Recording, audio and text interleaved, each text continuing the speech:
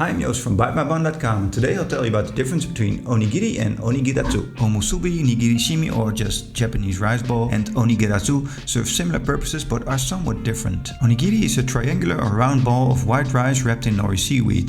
Onigirazu is nori wrapped rice but more like sushi, often called the sushi sandwich. These two foods are cooked differently, contain different ingredients and come in different forms but are both meant to be a snack on the go. I'll tell you the exact differences and how you can enjoy these sushi-like creations. As onigiri is a very popular food, a trend even in Japan, it can be bought from almost every convenience store since it's easy to eat on the road. It's usually very affordable. It's unclear when onigiri was actually invented, but it was in Japan and started appearing during the Kamakura or Edo period. Now, onigirazu, also known as the sushi sandwich, is quite a unique food because it combines Western cuisine elements, the sandwich, with Japanese elements, the steamed rice, seaweed and a variety of fish. In order to prepare the sandwich, the rice needs to be salted without necessarily seasoning it. Since it is larger than the onigiri, you also need larger amounts of fillings, fish or meat, and more seaweed. And where onigiri only has a tiny amount of filling in the center of the rice ball, onigirazu has the filling throughout, more like toppings on the sandwich. Onigirazu is a more modern option and considered to be an evolved version of onigiri. It's quite interesting how onigirazu came into existence. It was first seen during the 1980s in the adult manga series Cooking Papa. Onigirazu was modeled after the sandwiches the wife of the writer made,